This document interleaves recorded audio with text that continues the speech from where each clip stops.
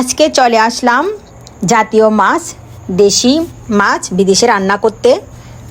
Hello বন্ধুরা, আজকে রান্না করব ইলিশ মাছ। এটা এভাবেই আসে দেশ থেকেই, বিভিন্ন দেশ থেকে আসে এখানে। এটা মনে হয় বাংলাদেশের, এখানে বাংলা লেখা। এটা এভাবে ফ্রোজেন করা হয়। আজকে আস্ত ইলিশ মাছটা কেটে তারপর রান্না করব।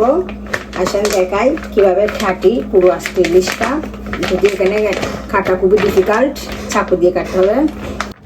এখানে বিভিন্ন জায়গা থেকে মাছ আসে, যেটা যে দেশের মাছ ওই প্যাকেটে সেই দেশের লেখা থাকে। এটা বাংলাদেশের, এখানে বাংলা লেখা আছে। তো এটা প্রথমে আমি প্যাকেট থেকে খুলতেছি। এখানে প্যাকেট করে আসে, আবার পিস পিস করে কেটেও প্যাকেট করে বিক্রি করে। তো আমরা আস্তটা নিয়েছিলাম, এটা একটা ইন্ডিয়ান দোকান থেকে নিয়েছিলাম। যদিও বাংলা লেখা, দোকানটা কিন্তু ছিল ইন্ডিয়ান। তো এখান থেকে নিয়ে আসা, এখানে $30 নিছিল এই একটা পিস মাছের দাম।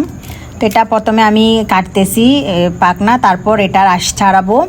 এটার আঁশ ছাড়ানো একটু ডিফিকাল্ট, অনেক চিটাই, তো সমস্যা নাই, আসুন আস্তে আস্তে করি।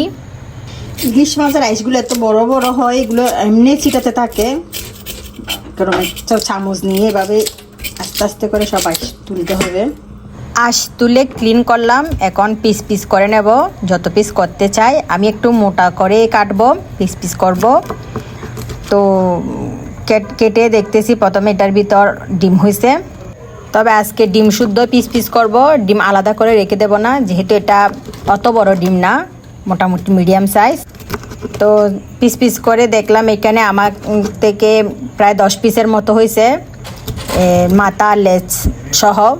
লেজটা আমি একটু লেজের ডিজাইন করে কাটছি, যেভাবে লেজ থাকে। আপনারা কে কীভাবে লেজ কাটেন আমাকে কমেন্টসে জানাবেন।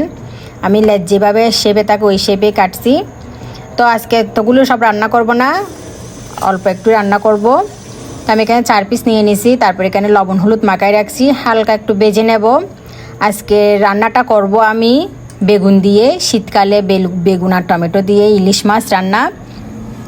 তো একটু আমি পেঁয়াজও দেব, আবার কালি জিরাও দেব। তো হালকা করে আগে একটু ভেজে নিই। সর্ষের তেল দিয়ে ইলিশ মাছের ভাজাটা খুব ভালো লাগে, তো আমি একটু সর্ষের তেল দিয়ে ভেজে নিচ্ছিলাম লবণ হলুদ মাখিয়ে। তারপর ভাজা হয়ে গেলে ওই তেলে আমি দিয়ে দেব রান্না করার জন্য কালি জিরে আর কারি পাতা একসাথে। কারি পাতা দিয়ে দেখতেছি কেমন হয় ফ্লেভার। তারপরে ওই যে পেঁয়াজ কুচিয়ে রাখছিলাম, পেঁয়াজ দেব। এখানে আর কোনো মশলা দেব না, লবণ আর হলুদ দিয়ে এটা কষায় নেব। এখন দিয়ে দেব সামান্য পানি, যাতে মশলাটা পুড়ে না যায়। তারপর সেই বেগুন আর টমেটো দিয়ে ভালো করে এটা কষায় নেব ঢাকনা দিয়ে। এটা এখান থেকে একটু পানি বের হবে। তো এই পানির মধ্যে আমি আর একটু পানি মিক্স করব, যেহেতু ঝোল করব। তো আমি দিয়ে একটু গরম পানি দিয়ে দিলাম 1 কাপ। তারপর এটা ফুটে উঠলে সে ভেজে রাখা ইলিশ মাছ দিয়ে দেব। এই রান্নাটা খুবই সিম্পল এবং কোনো মশলা লাগে না। আর দেশি স্বাদ আনার জন্য এখানে কোনো মশলাই দিই না, ইলিশ মাছের যাতে ফ্লেভারটা থাকে। বেশি মশলা দিলে ফ্লেভার নষ্ট হয়ে যায়। তো এটা রান্না করতে বেশিক্ষণ লাগে না। এই তো আমার রান্না হয়ে গেছে। তো আমি উপর থেকে কিছু কাঁচা লঙ্কা আর ধনেপাতা দিয়ে নামায় গরম গরম পরিবেশন করব। তো আপনারা কীভাবে ইলিশ মাছ রান্না করেন রেসিপি আমাকে অবশ্যই জানাবেন। তো আজকের ভিডিওটা কেমন লাগলো কমেন্টে জানান, কে কোত্থেকে আমার ভিডিও দেখতেছেন। যদি আমার ভিডিওগুলো ভালো লাগে থাকে আমাকে লাইক কমেন্ট করবেন। সবাই ভালো থাকুন, বাই।